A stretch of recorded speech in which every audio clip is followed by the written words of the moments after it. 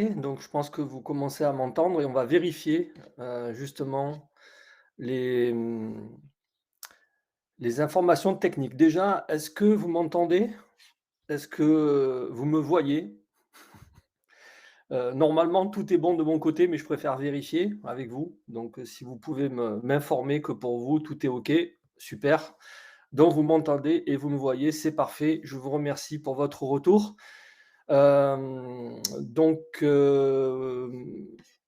voilà, pour toutes les personnes qui vont arriver, effectivement, c'est plutôt un réglage ou toutes les personnes qui sont ici présentes, c'est plutôt un réglage de votre côté, si jamais vous n'entendez pas ou si vous ne me voyez pas. Voilà. Ceci étant fait, je vous remercie et le sujet donc de ce webinaire pour lequel vous vous êtes inscrit et pour lequel je vous remercie, c'est donc l'intelligence collective et comment créer de la cohésion et de l'engagement dans votre organisation. C'est le sujet que je vais déployer et mon objectif à travers ce webinaire, c'est de vous apporter des éléments qui pourraient vous être utiles dans le cadre de votre organisation, que vous soyez dans du privé, dans du public ou que ce soit perso. Puisque quand on parle d'organisation, on ne parle pas forcément que de société, on parle aussi de système, en tout cas de structure parentale, on peut parler aussi d'institutions publiques, on peut parler évidemment de société et j'utiliserai des études de cas pour vous montrer comment justement créer de la cohésion et de l'engagement dans votre système. Donc merci à tous ceux qui nous rejoignent, bienvenue. On va démarrer ce webinaire et je répète que sur un plan technique, de mon côté, tout est OK, donc c'est de votre côté qu'il faudra peut-être régler. Alors, peut-être, oui, effectivement, bien, merci de me dire d'où vous venez. Alors, je vois banlieue parisienne, Touraine, merci pour votre présentation. Des Vosges, de Toulouse, de Lyon, Orléans, Paris, Saint-Étienne, super. Bon, moi, de mon côté, je suis dans le sud-ouest, dans les Landes, mais je vais très souvent sur Lyon, principalement, Paris et également Marseille, Albi dans le Tarn, donc c'est pas très loin. La Corse, ok, super. Merci pour votre présentation. Alors justement, avant que je démarre, parce que moi j'aime bien avoir de l'interaction avec vous, et je vais vous demander, par rapport à ce sujet, évidemment, déjà, quel est votre secteur et quel est votre métier? Est-ce que vous rencontrez un obstacle, voilà, pour générer de la cohésion et de l'engagement dans votre organisation et s'il y a un degré d'urgence? De cette façon, moi, en fin de présentation, je reviendrai sur ces éléments et je pourrai faire enfin, en tout cas de l'apport personnalisé, même si j'ai prévu évidemment quelques slides autour de trois questions que je vais vous présenter, mais je préférerais effectivement vous faire des apports en fonction de vos situations. Donc, après votre présentation et votre situation géographique, voilà, dans quel secteur vous êtes, votre métier, l'obstacle numéro un que vous rencontrez en matière de cohésion, et je reviendrai dessus. Alors, tout ça pour interagir, évidemment, mais aussi je vous demande toutes ces questions parce que ça me permettra d'avoir quelque chose de cadré pour pouvoir vous faire une réponse adaptée et la plus précise possible, puisqu'on ne peut interagir que par le chat. Malheureusement, voilà, en tout cas, c'est un très bon outil, mais je ne vais pas pouvoir vous ouvrir le micro pour que vous puissiez vous exprimer. Donc, l'idée, c'est que vous soyez le plus précis possible dans le chat à travers ces questions. Voilà, et me dire aussi si c'est urgent, parce que si vous êtes dans du très très court terme, les actions à mener ne sont pas les mêmes que si on est plutôt sur du moyen terme ou long terme pour générer de la cohésion. Donc, bienvenue à Aurélie, Blandine, Carole, Damien, Delphine, Élise, Guillaume, Hélène, Odile, que je salue, Huguette, Ilona, Inès, Laure, Luc, Marvin. Voilà, vous êtes pas mal aujourd'hui, c'est super. Donc, on va pouvoir avoir du contenu très intéressant. Donc, je vous laisse continuer à marquer votre situation pour que je puisse vous faire des apports concrets en fin de présentation. On en a également pour 45 minutes à 60 minutes environ, en fonction de votre intérêt, voilà, en fonction de nos échanges. Entre 45 et 60 minutes, moi, je vais essayer de faire en sorte de tout, tout vous présenter en 40-45 minutes de façon à ce qu'on ait du temps pour répondre et interagir à vos situations que vous me présentez là dans le chat. Donc, c'est super. Je commence à en avoir pas mal et c'est très, très bien. On va se régaler. Alors, avant que je démarre la présentation, moi je suis Yoann Duclos. Je ne sais pas si vous m'avez googlisé avant d'arriver. Je suis formé aux différents cours humanistes depuis 1998. Je suis entrepreneur depuis 2000. Donc, avant d'être facilitateur en intelligence collective et coach, je connais bien les situations entrepreneuriales. Je vais vous proposer plusieurs études de cas. J'ai, à mon avis, j'ai pas trop compté, hein, mais à vue de nez comme ça, et grosso modo, à peu près 1000 accompagnements individuels et collectifs depuis 2006, dont une cinquantaine de missions en intelligence collective et dont une mission médiatisée. Donc, vous me direz dans le chat si vous êtes intéressé par avoir une étude de cas décortiquée à partir du modèle que je vais vous présenter aujourd'hui. Je vous l'enverrai avec plaisir. Je n'ai malheureusement qu'un seul bouton dans votre présentation, en haut de votre écran. C'est pour prendre un rendez-vous direct avec moi pour échanger plus précisément sur votre problématique. Je ne peux pas en mettre deux. Donc, si vous êtes intéressé, directement, vous pouvez prendre rendez-vous avec moi, voilà, ne serait-ce un quart d'heure, 20 minutes pour m'expliquer votre situation et que je puisse vous faire un retour plus précis que ce que je pourrais le faire ici dans le webinaire. Sinon, vous marquez dans le chat que vous êtes intéressé pour recevoir l'étude de cas et je vous l'enverrai par mail. Donc, c'est une étude de cas médiatisée dans le sport qui se transpose parfaitement à l'entreprise par rapport au modèle que je vais vous proposer.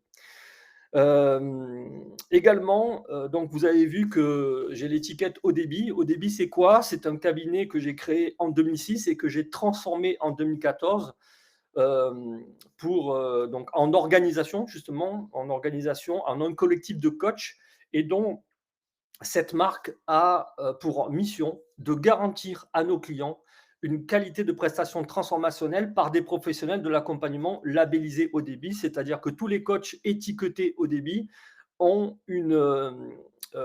satisfait des critères d'exigence liés à notre label qualité et donc en tout cas on garantit avec par le fait d'enrôler ces coachs, on garantit une qualité de prestation de service de qualité à travers différentes garanties que vous pourrez voir sur le site Odeby directement. Voilà, donc c'est un collectif de coachs qui s'est regroupé, qui a des intérêts pour mutualiser ses charges, enfin, tout un tas de bénéfices, mais à destination des clients qui pourraient solliciter un coach Odeby. En 2022, fin 2022, on totalise une vingtaine de coachs et on en a une dizaine aujourd'hui en parcours de labellisation. Voilà pour vous présenter succinctement qui je suis et qu'est-ce que Odeby. Je vois qu'il y a énormément de cas et c'est super, donc je vais pouvoir à la fin de cette présentation revenir dessus. Alors, moi, je vous propose ce webinaire en 3 parties. La première, c'est sur quoi repose déjà la cohésion de groupe. Vous verrez que j'ai une particularité à laquelle je tiens énormément pour répondre justement au sujet.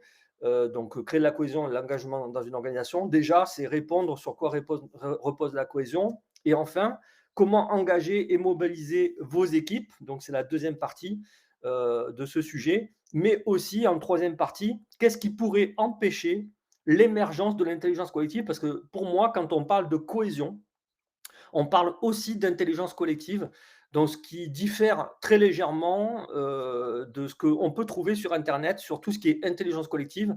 On parle surtout d'intelligence, pour moi, collaborative, alors que pour moi, l'intelligence collective, c'est autre chose et je vous le démontrerai. Et enfin, en fin de présentation, je répondrai à vos questions et vos partages que vous avez le plaisir d'indiquer dans le chat. Alors, sur quoi repose la cohésion pour moi? Je vais déjà vous parler d'une étude de cas et pour chaque partie, je vous parlerai d'une étude de cas et je vous inviterai à échanger avec moi. Cette étude de cas, la première que je vous propose, donc, c'est un restaurant, Pizza Pepone, c'était dans une ancienne vie, mon métier. Voilà, j'ai démarré l'entrepreneuriat. Alors non, je n'ai pas démarré l'entrepreneuriat dans la restauration. J'ai démarré l'entrepreneuriat dans la presse. Donc, j'avais édité un journal dans les années 96. Et en 2000, j'ai créé un restaurant. Et donc, ne venant pas, moi, de la restauration, venant du commerce, de la vente, etc., j'ai été un peu troublé par les méthodes, en fait, des restaurateurs, qui étaient essentiellement la carotte et le bâton. Et moi, ce que j'ai voulu faire, c'est créer autre chose, et un intérêt autre que la contrepartie salariale pour le personnel, pour mes collaborateurs. J'ai compté jusqu'à 60 personnes et j'ai eu jusqu'à 3 restaurants, dont celui-ci qui était ouvert 7 jours sur 7, 24 heures sur 24. Et on a connu à travers ce restaurant quelque chose d'exceptionnel, puisque c'est ce qui m'a permis après de basculer dans le coaching. On avait énormément de professionnels, on était dans une zone industrielle, et si bien que nos clients venaient à nous demander: «Mais qu'est-ce qui se passe dans ce restaurant? Le personnel a toujours la banane, ça fait, je ne sais pas combien de mois et il n'y a pas un service où ça se passe mal, c'est extraordinaire» et cetera. Voilà, on sent des gens impliqués, on sent des gens, comme si c'était quelque part leur restaurant. Et donc, je ne sais pas si certains d'entre vous, sont là et qui me connaissent de cette période. Donc, Chambéry, n'hésitez pas à commenter si vous connaissez, ce restaurant, qui existe toujours, hein, d'ailleurs, mais qui n'est plus à moi. Donc en fait, en termes d'indicateurs, on avait jusqu'à 3 ans d'ancienneté moyenne dans ce restaurant, donc dans la restauration, c'est donc, vous dire, l'exploit. Et puis c'est vrai que au moment du service, au moment de la période un peu chaude, hein, il y a dans tous les services, surtout qu'on faisait 200 couverts à midi, j'avais vraiment tout le personnel impliqué qui vraiment se défonçait au service du client, au service de l'identité Pépone. Euh, on avait le personnel qui désirait en fait s'habiller sous l'étiquette Pépone. Ils adoraient naviguer, enfin en tout cas rouler avec la voiture Pépone. Ils adoraient s'habiller et aller dans les centres commerciaux avec donc l'étiquette Pépone, voilà, avec les vêtements Pépone, avec le blouson Pépone, parce qu'il y avait une forme de reconnaissance, on les reconnaissait, et c'est vrai que à Chambéry, ce restaurant avait une aura particulière. Euh, Avec nous aussi également, on n'avait pas vraiment de problème par exemple, il y a toujours quelqu'un qui va tomber malade au dernier moment quand vous avez 60 collaborateurs. Eh bien, on n'avait pas vraiment de souci pour avoir une personne, aller chercher une personne qui allait le remplacer. Au contraire, en fait, on avait un peu le choix du remplacement, puisque c'était sur la base du volontariat. Euh, il y avait de l'entraide, voilà, il y avait une ambiance extraordinaire. Quand je parle de solidarité et d'entraide, c'est-à-dire que le plongeur, par exemple, si vous connaissez la restauration, ne finissait pas tout seul. Voilà, c'est tout le monde qui allait aider. Dès lors qu'il y avait comment dire, un emplacement dans la cuisine, que ce soit le chaud ou le froid, eh bien, il y avait celui qui terminait en premier allait aider l'autre. Il y avait aussi souvent le problème, vous savez, entre serveur et cuisinier. On a eu ce problème, hein, mais on a pu le régler. C'est-à-dire l'entraide. En gros, une auto-responsabilité sur, par exemple, lorsque le plat n'était pas présentable, le serveur prenait la responsabilité de ne pas emmener le plat au client. Ou au contraire, en fait, c'était le cuisinier qui reprochait, enfin, en tout cas, qui faisait la remarque au serveur qu'il n'était pas assez rapide. Et tout ça dans une ambiance de co-construction, de faire en sorte que finalement on aboutisse à quelque chose pour quelque chose. Et il y avait une ambiance familiale dans ce restaurant qui faisait qu'ils étaient mieux finalement dans ce restaurant que chez eux, au point finalement de rester après les heures de travail pour partager le repas ensemble ou de venir avant et se retrouver. Vous ne voyez pas, mais derrière le restaurant, il y a des escaliers et tout le monde avait plaisir de venir se retrouver au niveau des escaliers avant, pour commencer, pour discuter, pour échanger, pour partager. Voilà. Donc l'idée étant là dans cette partie de dire sur quoi repose la cohésion. J'aimerais bien que vous me disiez à travers cette histoire, quelle est quelle est la base, selon vous, de cette cohésion? D'après vous, dans tout ce que je vous raconte, qu'est-ce qui fait que les gens étaient concernés, que les gens s'appliquaient et que les gens, dépassaient finalement leurs fonctions au point de donner d'eux-mêmes? Et je vais et derrière après je vais développer, ce que j'ai prévu. Alors du coup, alors j'essaie de prendre c'était avant le covid. Alors oui, effectivement, parce que c'était dans les années 2000 à 2013-2014. Hem, mais effectivement, je pense que c'est tout à fait, je pense que c'est, après le covid, justement, on peut le refaire. Voilà, pour la simple et bonne raison que le covid étant, un problème, étant, je dirais, même, un gros obstacle, et un tournant, voilà, qui était pas prévu, et qui a mis à mal la profession. Il faut savoir que nous, dans les premiers mois de ce restaurant, on a failli planter le restaurant. Et donc, il y a eu une forme de cohésion pour faire en sorte d'essayer de remonter le restaurant. Alors, c'était une erreur comptable, hein, ce n'était pas faute d'avoir des clients, au contraire, mais on ne faisait pas assez de volume. Et donc, ça a été aussi, sur un plan grégaire, et c'est là où je vais en arriver, un élément qui a fait qu'on a pu fédérer les personnes. Alors, du coup, je reprends. Le Covid peut être justement, finalement, un tremplin pour arriver à fédérer les personnes. D'ailleurs, je ne sais pas si tu. Je me permets aussi de vous tutoyer. Euh, donc là, c'est le Mandonné, c'est ton pseudo. Il y a eu une étude qui a fait justement après le Covid, qu'est-ce qui fait que les personnes ont fui la profession. Et ce n'était pas finalement un problème d'argent, c'était un problème de confort et de sens. Voilà, pour eux. Je t'invite à retrouver cette étude qui a été menée par la branche professionnelle de la restauration. La bienveillance et l'envie d'aider l'autre, oui. L'objectif commun, on va y revenir. Le respect, on leur demandait leur avis. Responsabilité, confiance, on leur demandait leur avis. Créer une communauté de valeurs au service de la satisfaction des clients, engager les équipes et les responsabiliser, reconnaître la capacité d'agir de chaque collaborateur, engager les équipes et les responsabiliser, encore une fois. Euh, alors tout ça est très juste. Effectivement, on va le voir dans la seconde partie, comment engager. Mais moi, ce que je voudrais que vous arriviez à mesurer, c'est la base, l'origine, la source de la cohésion. Sans quoi, rien ne peut se faire. Je vais vous laisser encore quelques secondes peut-être que vous allez trouver. Mais bien sûr, hein, tout ce que vous marquez est bien évidemment juste. Reconnaître la capacité d'agir, il faut un lien, tout à fait. Comment on crée le lien? Voilà, justement. La passion commune. OK, comment on crée une passion commune, selon vous? Le sens, tout à fait. Mais il y a quelque chose à la base de tout ça.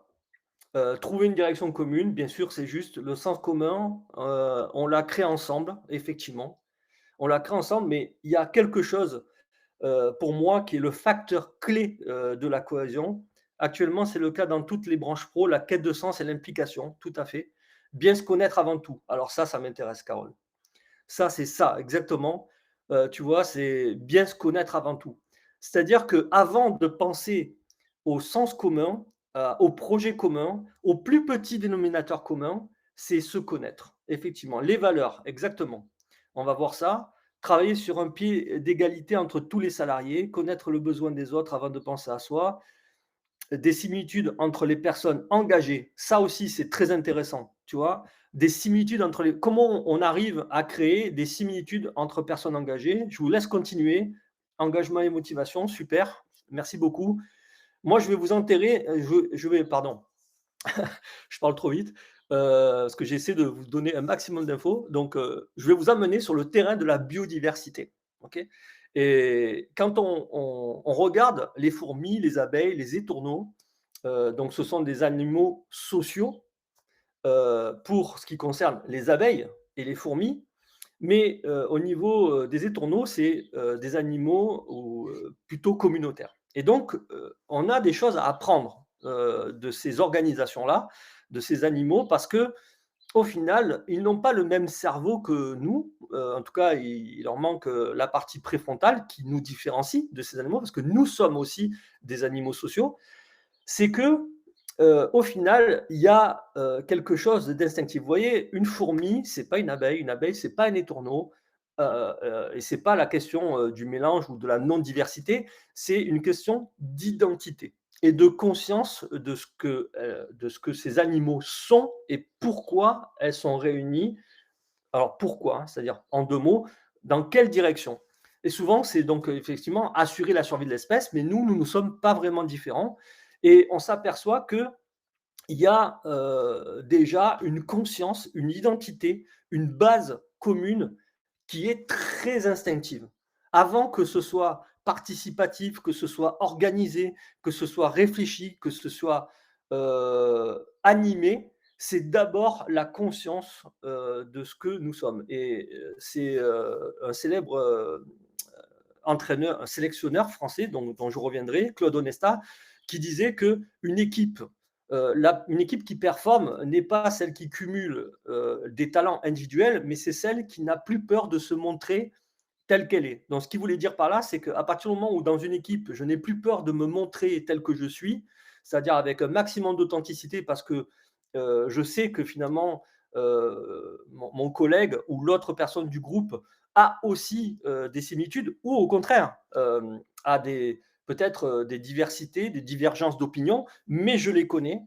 Alors, à ce moment-là, je suis capable de donner le meilleur de moi-même. Et donc, ben, en tout cas, ces animaux ne se connaissent absolument pas, enfin, ne sont absolument pas dans ce questionnement-là, mais nous, on a besoin de revenir à la base. Et je fais référence aussi, pour revenir à tout ce qui est humain, alors là, c'est un gif animé, mais vous pouvez facilement imaginer, lorsqu'il y a des événements sportifs, lorsqu'il y a des manifestations et des grèves, lorsqu'il y a des attentats, des catastrophes naturelles, on voit le mouvement de foule se faire et ça ressemble étrangement aux étourneaux qui, à la moindre vibration, va osciller de cette façon parce que il y a un étourneau dans le lot qui va détecter un danger et qui va amener l'autre à bouger et c'est un leadership partagé.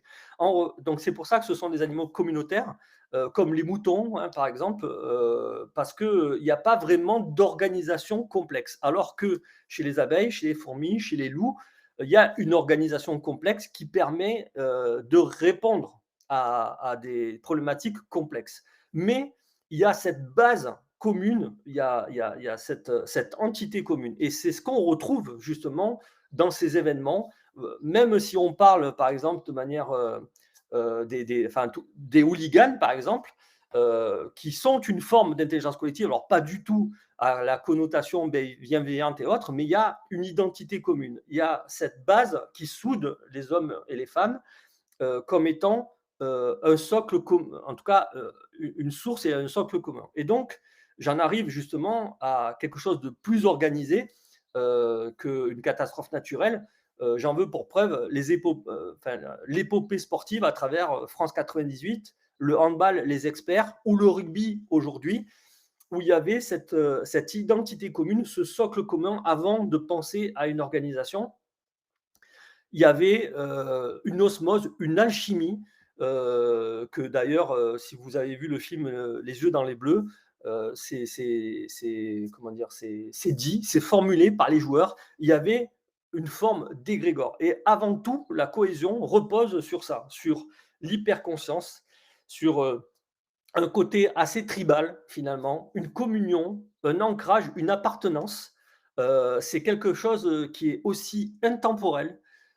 C'est comme une hyper-présence. En tout cas, il y a de la connexion, il y a des émotions qui sont échangées, il y a des interactions, il y a un sens et il y a finalement des égrégores qui s'animent. Au point que finalement, si vous avez été dans le sport et que vous avez fait euh, vous avez été dans le sport collectif, même pas forcément à haut niveau, hein, eh bien, vous avez forcément connu ça un jour, à un moment donné où il y a une osmose, où il y a une connexion à travers des joueurs et vous n'avez pas besoin de vous parler pour sentir et pour savoir ce qui va se passer, ce que peut-être comment vous allez lui passer la balle, dans quelle disposition il est, etc.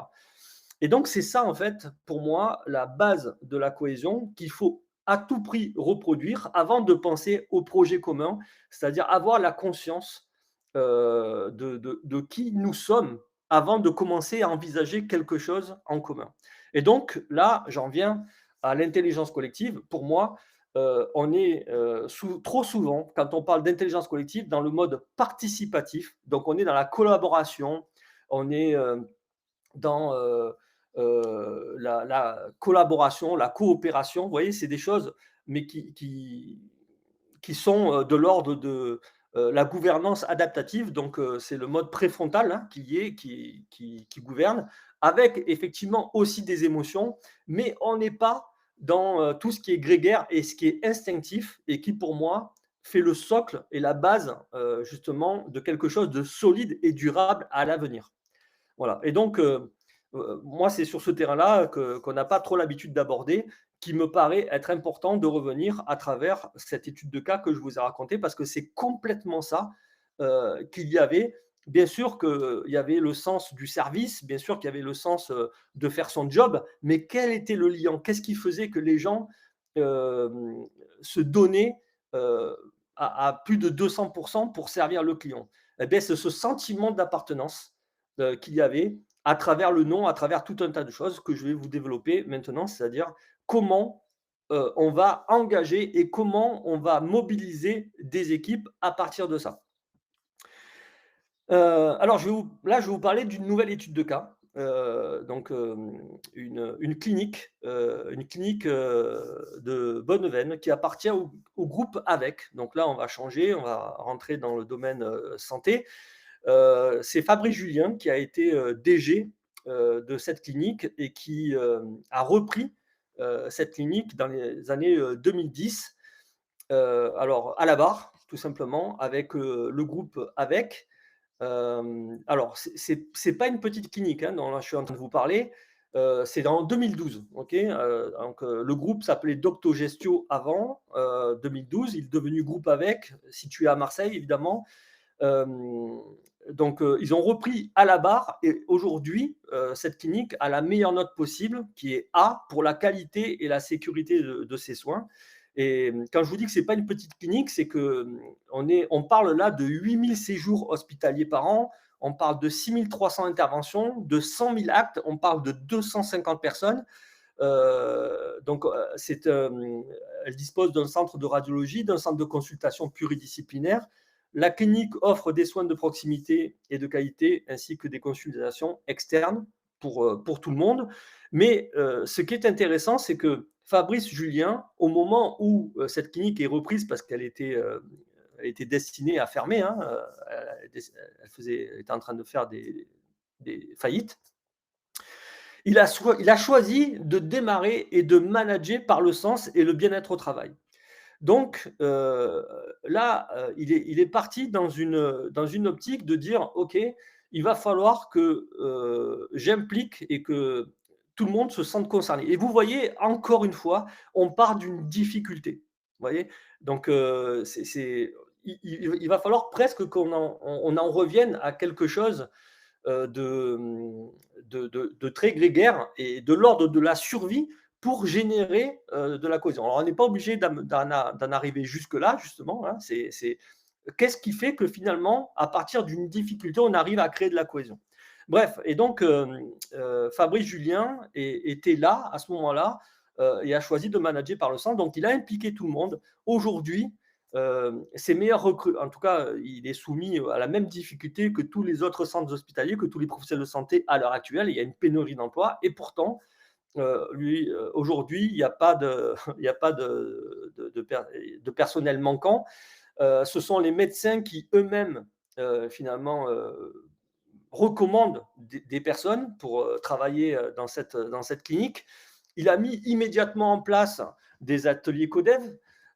Pour vous donner aussi une idée, alors ça c'est de l'interne, mais au service du patient, c'est une clinique euh, comment dire, qui a une spécialité au niveau comment dire, de la rééducation pour les personnes atteintes de Parkinson. Et donc, euh, pour justement rééduquer, c'est un directeur qui n'hésite pas à venir employer des professeurs de chant, des coachs mentaux, des préparateurs mentaux, des kinésithérapeutes. Évidemment, il y a tout le staff médical, mais enfin, il n'hésite pas à venir sur tout ce qui est médecine parallèle. Donc, et on parle là d'une clinique. Voilà. Et j'aimerais particulièrement vous parler de ce qui a émergé de ces ateliers Codev. Donc, en fait, avec les cadres, hein, bien entendu, il imagine des solutions et donc est arrivé quelque chose d'incroyable, en tout cas une idée qui a été incroyable, c'est Christophe Pignol, je ne sais pas si vous le connaissez, c'est un ancien footballeur professionnel qui a arrêté sa carrière à 30 ans en raison d'une leucémie aiguë assez brutale et qui donc a réussi à, comment dire, à dépasser cette maladie, donc il y a quelques années, et s'est formé au coaching. Et donc, Christophe donc, travaille main dans la main avec cette clinique pour justement aider les patients atteints de cancer. Et si bien que ça marche tellement bien que les personnes, lorsque donc elles sont en rémission et qu'elles quittent la clinique, eh bien, reviennent participer au groupe de parole pour justement co-aider avec Christophe, donc les personnes qui sont dans le dur euh, avec cette maladie. Donc il y a une espèce de cohésion là, avec une alchimie supplémentaire qui naît à travers cette étude de cas que je viens de vous présenter. Donc voilà, c'est un programme de soutien pour les patients atteints d'un cancer qu'anime Christophe.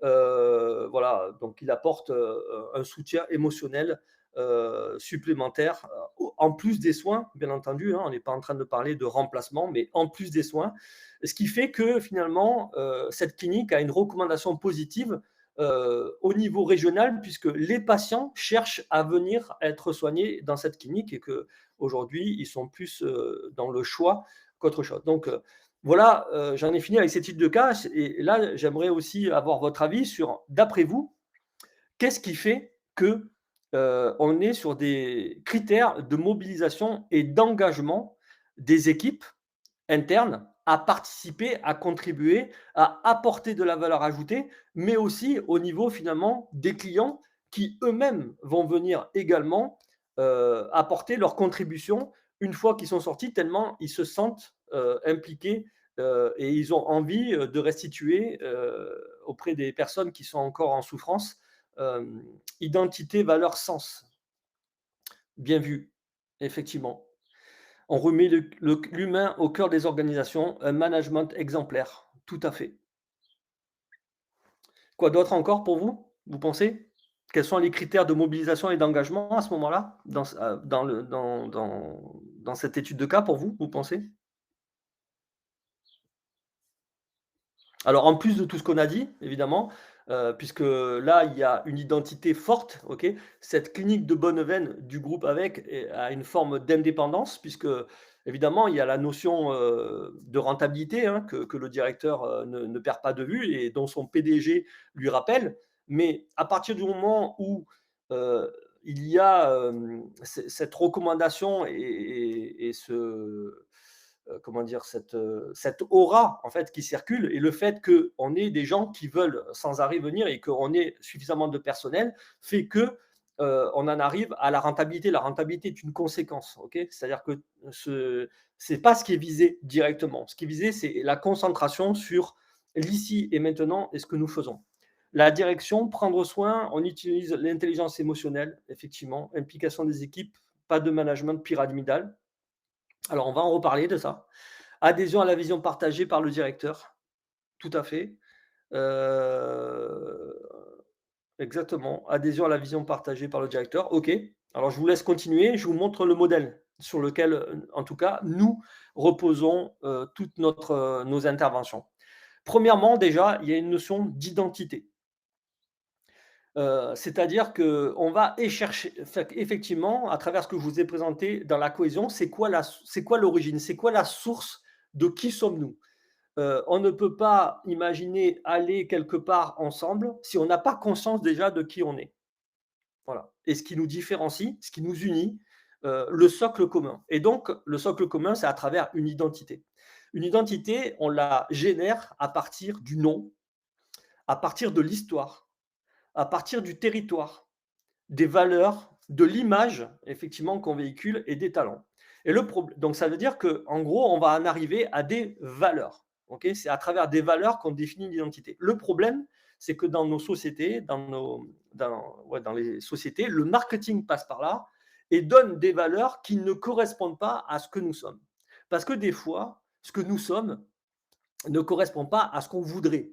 Ce que nous sommes n'est peut-être pas forcément présentable euh, à, à ce qui est externe, aux partenaires, aux clients ou que sais-je. J'ai pour mémoire, pareil, une équipe de sport, donc alors je vais changer, je vais prendre une équipe de basket, parce que j'avais un autre exemple sur le hand, une équipe de basket, en fait, qui était sur des valeurs, respect, bienveillance, voilà. Donc, l'entraîneur me dit, mais attends, je fais quoi, moi, avec ces gens-là qui ne sont pas dans la compétition? Le problème n'est pas est-ce que j'ai la bonne valeur ou pas? C'est est-ce que nous vivons, est-ce que nous sommes connectés à ce que nous sommes à travers nos valeurs? Si nous sommes connectés à travers nos valeurs, quelles qu'elles soient, ok, eh bien, quelque part, je vais développer ce sentiment d'appartenance. C'est-à-dire que ce groupe-là, ce noyau, il y a un bout de moi qui est dedans et parce que je me reconnais à travers les valeurs qui sont véhiculées. Et ça, en fait, il faut en avoir conscience. Donc, nous, quand on réfléchit, en tout cas, quand on fait un diagnostic d'intelligence collective, on va chercher à savoir si c'est existant, si c'est connu, si c'est cohérent et s'il y a adhésion.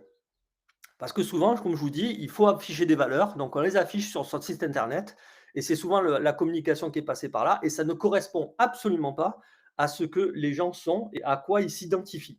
Mais ça ne veut pas dire qu'il ne faut pas progresser. Okay, ça ne veut pas dire qu'il ne faut pas aller de l'avant, mais déjà se connecter à ce que nous sommes. Ensuite, il y a la vision, le projet commun, le sens commun, à travers le rêve, la raison d'être, le facteur clé, la mission, la valeur ajoutée. Donc, il faut aussi, pareil, savoir est-ce que c'est existant? Est-ce que tout le monde adhère? Tout le monde veut aller à cet endroit-là? Ou tout le monde a compris? Ok, parce que dans des organisations, on ne peut pas demander à tout le monde où est-ce qu'ils veulent aller. Il y a bien un élan. Par exemple, quand on construit une entreprise, quand on construit un projet, il faut bien en amont avoir un leader qui veut aller vers l'avant et c'est lui qui va être porteur de la vision. Mais très rapidement, elle va être relayée par les personnes du terrain et c'est là où il va falloir faire confiance aux personnes du terrain. Sur cette vision, peut-être qu'elle sera à réorienter, à remodeler, en tout cas, le parcours qui mène à ce résultat. Donc, on parle aussi d'objectifs, évidemment, quand on parle de vision. Et c'est là où on crée le sens commun à partir de ce que nous sommes. Okay, donc, voilà, partager, on sait où on va, on sait qu'on est dans la même barque, on sait que tout le monde va ramer dans le même sens pour aller dans cette direction et atteindre cet objectif. Et puis enfin, il y a à partir du moment où qu'on sait qui on est et on sait où on veut aller, comment on s'organise. Donc, il y a peut-être des attentes mutuelles ou solidaires à satisfaire. Il y a peut-être du développement à créer. Il y a peut-être des processus à revoir. Il y a peut-être des rôles à mettre en œuvre. Donc, des rôles, c'est différent d'une fonction. C'est plutôt une fonction, une fiche de poste, elle est claire, mais des rôles, comme par exemple dans une équipe de sport, on va mettre des rôles leader technique, leader charismatique, leader affectif. Il n'y a pas de fonction, mais ça vient combler le lien. Et puis surtout, et ça, l'organisation, c'est aussi bien dans un système organisé de manière verticale, en réseau, en silo, en matricien, en cellulaire ou en mode complètement libéré. Okay, c'est-à-dire en mode pyramidal, ça fonctionne aussi. Mais l'essentiel pour moi, ça va être au niveau des interactions. Qu'est-ce que nous vivons qui fait que je vais continuer à me sentir appartenir? Parce que je peux très bien générer au départ ce socle commun, mais est-ce que dans la durée, je vais continuer à me sentir adhéré? Est-ce que l'organisation, mon environnement crée les conditions optimales pour faire que je me sente toujours épanoui et inspiré et aspiré par ce que nous sommes en train de créer. Et donc là, au niveau des interactions des uns et des autres, moi j'aime bien dire que l'intelligence collective, c'est un concept d'approche systémique, hein, évidemment. C'est la somme des interactions et bien sûr que la somme des interactions dépasse le tout et que c'est au tout qu'il faut bien se connecter. Mais le tout étant une agrégation de plein de choses, y compris le but, le sens commun, bien sûr, mais aussi l'appartenance et l'identité. Et bien sûr, la communication. Voilà. Comment on communique? Est-ce qu'il y a du respect? En tout cas, est-ce que le mode d'interaction correspond à ce que nous sommes? Parce que j'ai vu aussi des équipes aller au bout d'un projet de manière complètement soudée, sans forcément être les meilleurs potes du monde. Donc ça, c'est un mythe qu'il faut complètement s'enlever, mais il faut en avoir conscience et que ce soit complètement OK et que effectivement mon sentiment personnel, mon besoin personnel ne viennent pas empiéter sur l'identité du groupe. Okay, on va faire en sorte, à travers ce modèle, que le groupe soit considéré comme une personne. Et là, soit j'adhère pas. Mais c'est ça qu'il faut arriver à créer. Je vais un peu vite parce que je m'aperçois que le temps passe vite et j'aimerais bien répondre à vos questions. Dernière étude de cas, c'est qu'est-ce qui empêche l'émergence de l'intelligence collective?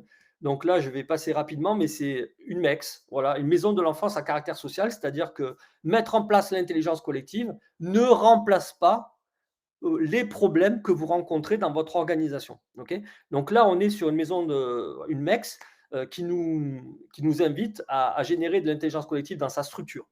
Et on rentre par une demande du département sur une étude des risques psychosociaux. Donc, quand il y a une commande du département dans les institutions publiques sur les RPS, c'est qu'il y a un souci. Okay, donc, on démarre par les RPS, puisqu'on a des coachs, enfin, des professionnels labellisés qui sont capables de faire ça. Et on interviewe tout le monde et on fait une découverte. Et on se rend compte là qu'il y a une opposition entre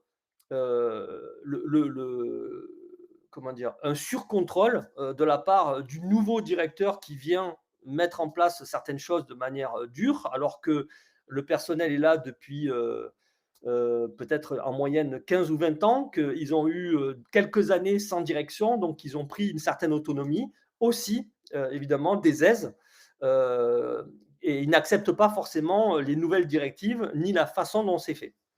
Et en même temps, on constate aussi de la part des collaborateurs euh, une volonté de ne pas changer et une volonté de rester dans leurs acquis. Okay, sauf que ce qu'on ne détecte pas, c'est que c'est aller très loin dans le conflit et on ne le savait pas. Donc on fait des préconisations. Sur ces préconisations, ce qui n'arrive pas normalement, c'est qu'on est choisi aussi pour mener ces préconisations. Et là, on se rend compte que c'est allé jusqu'à des plaintes au pénal pour harcèlement, etc. Et effectivement, un petit collectif de salariés ne nous l'avait pas dit et le directeur ne le savait pas. Et heureusement qu'on n'est pas allé sur le terrain de l'intelligence collective, mais sur la résolution du conflit dans un premier temps. Un jour, en animation de conflit, justement, de gestion de conflit, on a vu la police débarquer et embarquer le directeur. Voilà. Donc, c'est des choses sur lesquelles, en fait, c'est l'intelligence collective et mettre en place une action en intelligence collective ne va pas remplacer les différentes problématiques que l'on peut avoir. Au contraire, il faut d'abord les résorber pour se mettre en œuvre et se mettre en route sur l'intelligence collective. Donc, à travers ce que je viens de vous dire, pareil, hein, j'aimerais avoir votre avis sur quels sont les points qui peuvent bloquer l'émergence de l'intelligence collective. Alors, dans votre organisation ou dans celle que je viens de donner comme étude de cas. Voilà. Donc, il y a des réponses assez évidentes, mais ce que je peut-être euh, dans votre cas, à vous, dans vos sociétés, dans vos organisations, qu'est-ce qui peut venir bloquer l'intelligence collective d'émerger? Voilà. Alors, c'est trop bisounours. Tout à fait, Ilona. Effectivement, quand c'est bien le problème de cette institution-là, à caractère humaniste, et c'est bien le cas des entreprises à caractère humaniste, c'est-à-dire que sous prétexte d'humanisme et de bienveillance, on ne se dit pas les choses. Mais en coulisses, on ne peut pas faire autrement que d'aller dire à son collègue, ouais, tu as vu ce qu'il a fait, etc. Ou aussi, le directeur peut très bien dire, de toute façon, il n'ose pas le dire à ses salariés parce que peut-être que il n'est pas en mesure, il a pas le poids pour le faire, mais il va pas pouvoir s'empêcher de critiquer ses collaborateurs, en arrière-plan et il faut savoir qu'en coulisses, les gens parlent et là, on en arrive à des rumeurs complètement, incroyables. Donc le monde des bisounours, effectivement, ça marche pas.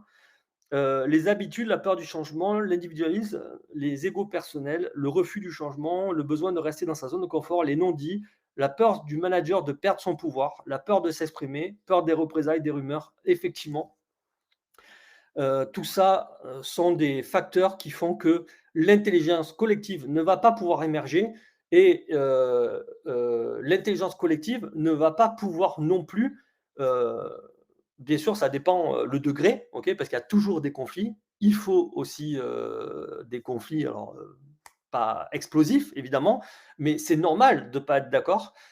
Et là, on va parler par exemple d'insider et d'outsider. Il y a toujours des gens qui seront pour le changement, des gens qui seront contre le changement. Et là, l'idée, en tant que facilitateur ou dirigeant, c'est de se dire, tiens, qu'est-ce que les personnes qui sont contre me disent réellement? Ils sont contre l'option, mais qu'est-ce qu'ils défendent que je dois prendre en compte dans l'avancement pour aller plus loin? Si je veux embarquer tout le monde, si je veux que tout le monde rame dans le même sens, eh bien, il faut que je tienne compte de ce que les personnes, peut-être, disent très maladroitement, peut-être avec trop forte conviction, qui fait qu'ils sont opposés, mais ils défendent quelque chose qui peut être très intéressant, que je ne vois pas, moi, à titre de outsider, c'est-à-dire de volonté de changement. Et donc, si je veux concerner tout le monde, il faut que absolument je tienne compte de tout ça. Le problème est souvent un besoin, les ambassadeurs, the iceberg is melting, ok. Le manque de succès à court terme pour construire la crédibilité, un problème de communication en interne, effectivement. Voilà. Alors, moi, c'est très juste. Moi, je vais vous donner à quel niveau on peut rencontrer des problèmes. Déjà, au niveau du leadership, c'est-à-dire au niveau de la gouvernance. Quand je crois que toute entreprise a travaillé sur sa vision, sur son identité, etc. Mais est-ce que c'est la bonne?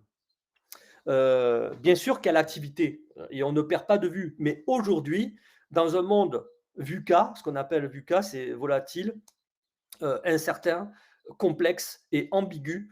euh, Se rattacher uniquement à l'activité ne suffit pas, et surtout avec la nouvelle génération et tout ce qui se passe et toute l'accélération que notre société connaît. Si la vision est tronquée, si elle est singulière, c'est-à-dire qu'elle n'est pas partagée, si la culture, pareil, on s'est un peu arrangé pour générer une culture, et si l'organisation ne fonctionne pas, au niveau de la gouvernance, on a déjà un énorme problème. Et ça, ça va limiter complètement l'intelligence collective. Alors, l'idée de l'intelligence collective et de notre modèle, c'est de faire en sorte de revenir à une homéostasie convenable pour passer et pour faire en sorte que ce soit un tremplin. Il y a peut-être des fois des animations d'ateliers et puis peut-être de la remise à niveau, peut-être un reset à faire avant d'imaginer de l'intelligence collective. Donc ça, c'est au niveau de la gouvernance. Ensuite, il y a aussi au niveau du management et de la dirigeance. Est-ce que les rôles, les règles et la communication, est-ce que on est au clair avec ça? Est-ce qu'elle est conforme à l'identité du groupe et à ce que attend le groupe, et est-ce qu'elle est utile à permettre à l'atteinte du résultat? Et puis, évidemment, vous l'avez dit, il y a aussi, quelquefois, c'est au niveau individuel, avec des personnes qui peuvent peut-être se liguer et rentrer dans des jeux psychologiques avec des fortes personnalités et tomber dans des biais cognitifs qui fait que ils vont bloquer et empêcher l'avancée de l'intelligence collective et donc faire en sorte qu'il n'y ait pas cohésion. Donc, ça peut arriver quelquefois qu'on n'ait pas d'autre choix, ok, que de couper une branche et de se séparer de certaines personnes, mais qui auront tout autant intérêt. Bien sûr, une fois qu'on a compris et qu'on a analysé et qu'on est arrivé finalement on a franchi la ligne blanche et que le point de non-retour est atteint, eh bien, des fois, il vaut mieux arriver à se séparer. Par exemple, dans cette MEX, à un moment donné, on n'a pas eu d'autre choix que de se séparer que de deux ou trois personnes. Et ces deux ou trois personnes sont bien plus heureuses aujourd'hui avec la création d'un nouvel établissement qui correspond finalement à leurs valeurs et leur identité. Voilà, donc ce que je peux vous dire et ce que je peux vous apporter, donc c'est 12h19, donc je vous avais dit 45 minutes, je vais un peu déborder. Je vais répondre à vos questions de départ. Je vous remercie de votre participation. C'est très agréable pour moi de ne pas me sentir, tout seul et je vais répondre je reviens en fait, à ce que vous m'avez à vos cas pour répondre justement à vos questions.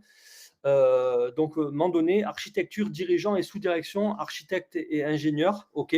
Donc ça, c'est ton secteur. Il faudrait que je connaisse, quel est le blocage. Ensuite, Carole, je suis coach dans le secteur hôtellerie-tourisme où j'ai travaillé 25 ans avant. Je suis dans le Var, obstacle de disponibilité des équipes, d'exploitants qui sont très occupés. Tu n'es pas en urgence, OK.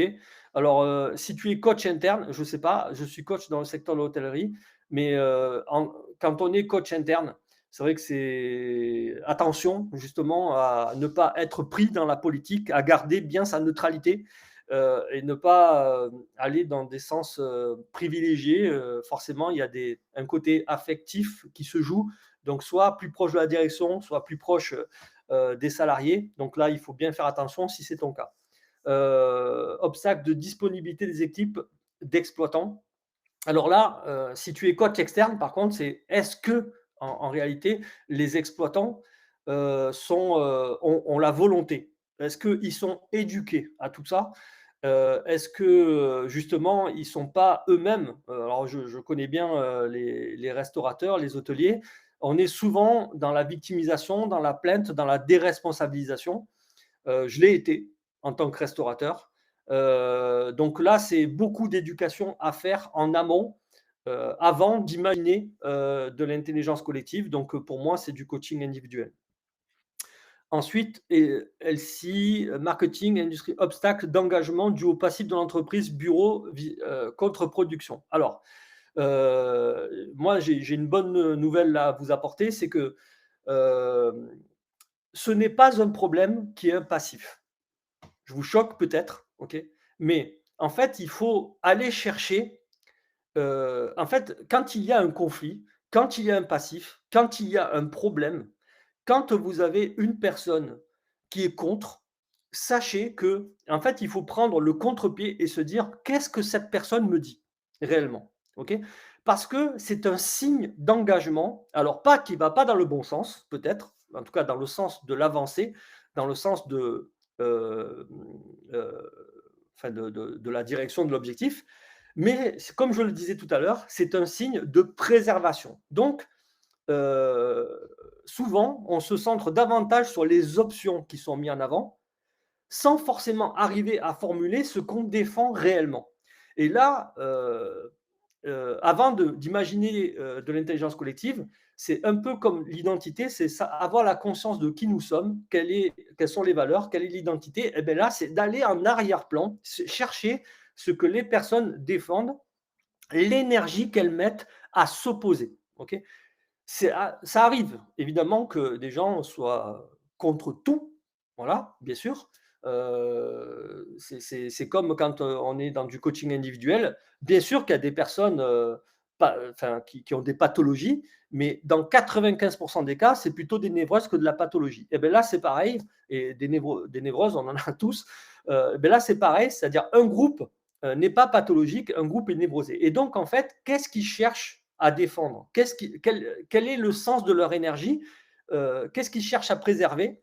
Rappelez-vous hein, du départ, on est sur l'aspect grégaire, on est sur un aspect euh, survie de l'espèce. Donc, qu'est-ce qu'ils défendent pour arriver à le mettre à jour et dire, OK, finalement, comment dans cette optique d'avancer vers là, comment on va faire pour continuer à préserver ça? Et en fait, si au premier abord, il n'y a pas de solution, eh bien,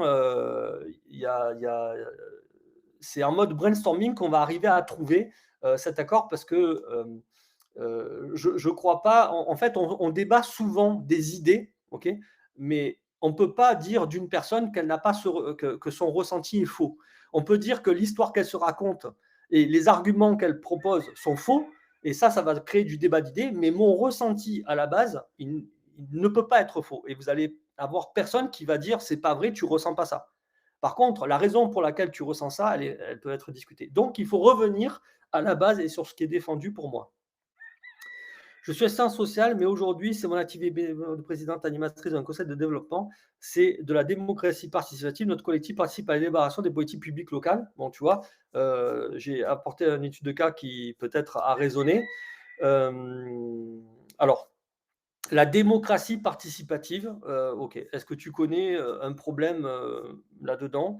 La coffrette, ton pseudo, que je puisse, éventuellement t'aider? Ou aussi, vous avez, un bouton qui permet peut-être, de prolonger, notre échange de manière plus ou moins directe, voilà, consacrer 15 ou 20 minutes sans aucun souci et avec beaucoup de plaisir, pour échanger avec vous de manière plus directe.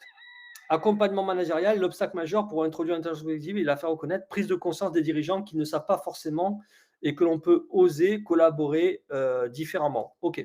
Donc là, je ne sais pas à quel niveau tu te situes, mais donc tu parles de dirigeants, donc peut-être de supérieurs. C'est que en général, ce qui fait que les dirigeants ne vont pas dans d'autres formats collaboratifs, ce sont des peurs. OK. La peur de perdre le contrôle, la peur peut-être par rapport à des engagements qu'ils ont, de laisser la main finalement à des personnes qui ne tiennent pas tous les tenants et les aboutissants. Voilà, donc c'est aussi beaucoup d'éducation qu'il faut faire là sur les dirigeants pour leur permettre de prendre conscience. Parce que ben, peut-être qu'en fait, le format proposé de changement de mode de coopération fait qu'ils vont peut-être perdre la main et surtout, ils pensent que les personnes qui vont peut-être donner leur avis voilà, n'ont pas la globalité que eux peuvent avoir. Et pourtant quand on commence à être dans des organisations qui commencent à être complexes, où il y a plusieurs strates, mais serait-ce que déjà à plus de 20 personnes, forcément, en tant que dirigeant, on perd de l'information. Donc, peut-être démarrer, tu vois, par des feedbacks, des remontées terrain, pour leur faire prendre conscience qu'ils ne maîtrisent pas tout et ils n'ont pas toutes les informations qui pourraient leur être utiles au pilotage de l'entreprise. Coordinatrice d'équipe dans le secteur de l'éducation populaire, notre obstacle principal est l'organisation et la possibilité de réunir tout le monde. Pas d'urgence, c'est que du plus. OK. Alors aujourd'hui, tu as des façons digitales de réunir du monde. Alors excusez-moi, j'ai un coq qui chante juste à côté. C'est plutôt rigolo. Je ne sais pas si vous l'entendez, mais moi je l'entends.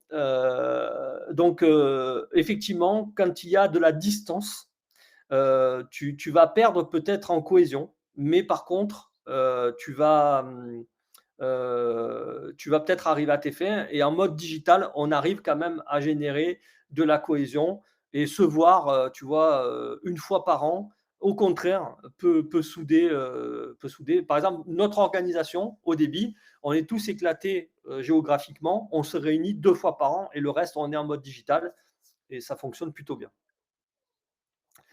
Importance de l'intelligence collective pour les entrepreneurs et les accompagner dans cette démarche, consultant leadership et transformation culturelle. OK. Alors là, quand on parle de culture, on parle de diversité. Il est crucial, en fait, j'ai accompagné aussi des équipes, dans le sport. Je parle beaucoup de sport parce que ça se voit, parce que c'est palpable, parce que aussi c'est médiatisable. Encore une fois, je vous rappelle que si vous mettez votre email, je peux vous envoyer l'étude de cas sur, donc, c'est 30 minutes de vidéo concrètement sur le modèle, comment on a fait, les résultats qu'on a eus, etc. Mais il est crucial à ce moment-là qu'il y ait une connaissance intrinsèque de chacun des membres qui composent le groupe. Absolument essentiel. Ensuite, je suis consultant en coaching collectif et donc je cherche de la complémentarité. Ben, Ilona, tu peux me contacter sans aucun souci. Je vais devoir vous quitter plus tôt. OK, il y aura-t-il un replay? Je ne crois pas qu'il y ait de replay, je ne sais pas. Sinon, je vous contacterai pour ça, s'il y en a un. L'obstacle pour nous serait les générations différentes qui sont à motiver, leadership de récents promus. Mais OK, tu veux, à un moment donné, tu voudras l'étude de cas. OK. Les générations différentes qui sont à motiver. Enfin, je ne sais pas de quelle génération tu es, mais il y a toujours eu des problèmes de génération, ok. Nous-mêmes, ok. Notre génération d'avant nous a vus pas forcément impliqués, considérés, etc., etc. Donc, est-ce que finalement on va vers le mal ou est-ce que chaque génération a ses particularités? Je crois plutôt à ça.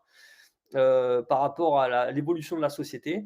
Et donc, effectivement, les nouvelles générations euh, sont à, comment dire, sont à motiver de manière différente. Et donc, quant au conflit entre générations, en fait, il faut aller plus loin que le jugement premier qu'on peut avoir. Voilà, alors les vieux, je fais un résumé, hein. Les vieux sont des cons, les jeunes sont des cons, ils comprennent rien, ils ne sont pas intéressés, etc. Il faut aller beaucoup plus loin.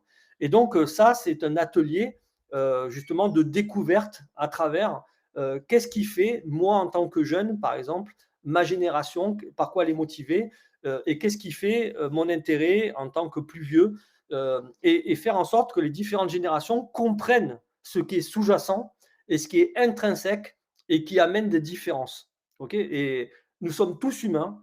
Et donc, dès lors qu'on tombe justement dans cette animation, on peut comprendre la motivation de l'autre et c'est ce qui va amener des valeurs humanistes comme la tolérance, la considération de l'autre, etc. Et donc, on va peut-être en arriver à un décalage qui est complètement différent. C'est plutôt arriver à l'autodérision, au chambrage, qui sont des comportements qui amènent de la cohésion, mais de manière bienveillante. Chargé d'animation et de sensibilisation dans un incubateur universitaire de projet, ok. Recherche d'outils simples à transmettre aux porteurs de projets dans le cadre de leur future expérience entrepreneuriale, ok. Alors là, ben, du coup, euh, je pense que des ateliers, alors là, pour le coup, dits participatifs, peuvent genre le design thinking, le co-développement, synergie fort, etc. sont des ateliers que tu peux animer, donc type d'atelier collectif. Et en même temps, ce que tu peux aussi faire, c'est de dire travailler sur l'identité de ce qui les réunit, donc de cet incubateur universitaire.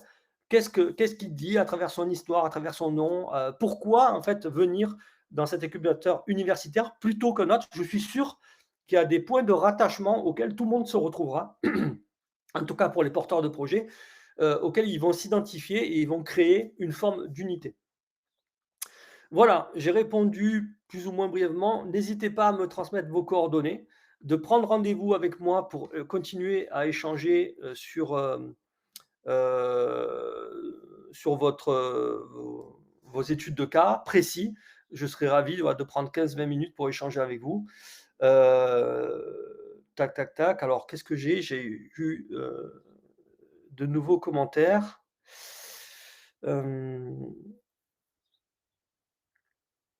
Alors là, on a la coffrette, donc tu es accompagné. OK, bon, bah, tu peux échanger avec moi en prenant rendez-vous.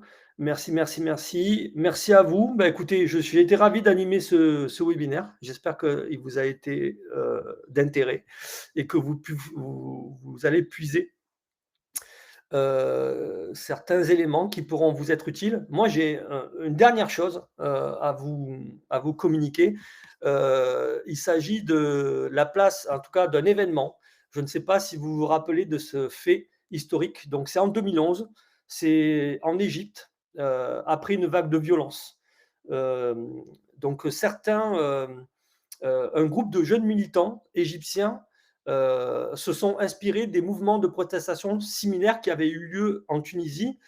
Ils ont commencé à organiser des manifestations à travers le pays appelant à des réformes politiques et mettre fin à la dictature à ce moment-là de Hosni Moubarak.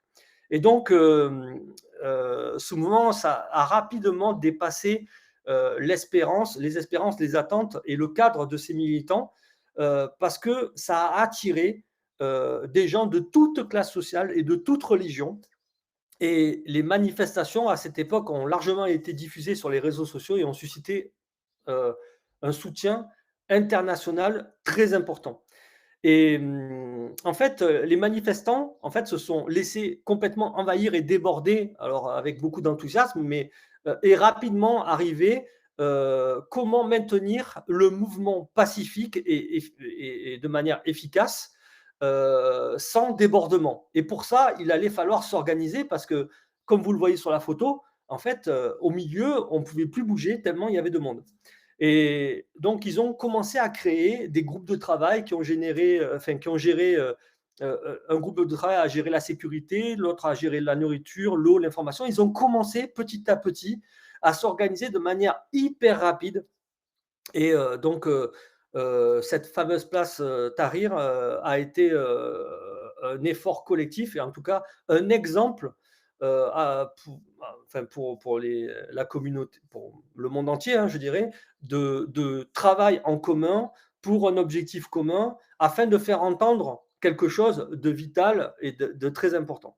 Et donc, tout ça a démarré avec un petit groupe, voilà, de personnes qui a commencé à initier ça. Et donc, moi, je vous renvoie à ça, c'est-à-dire quel que soit votre secteur, quel que soit votre niveau, votre niveau d'éducation, quelle que soit votre fonction au niveau hiérarchique, eh bien, commencez à initier et vous trouverez toujours des gens qui viendront se fédérer à vous. Et peut-être que la première action que vous pouvez faire, c'est justement de rentrer en contact avec moi pour voir comment je peux vous aider, quels conseils je peux vous donner, ou au contraire, peut-être me donner votre adresse email pour que je vous envoie l'étude de cas. Ce sera bien volontiers et c'est peut-être votre première action qui vous permettra d'initier un changement dans l'intérêt collectif de votre environnement direct. Je vous remercie pour cette écoute et pour cet échange. Je vous dis et j'espère à très bientôt. Je vous souhaite un très bon appétit. Au revoir.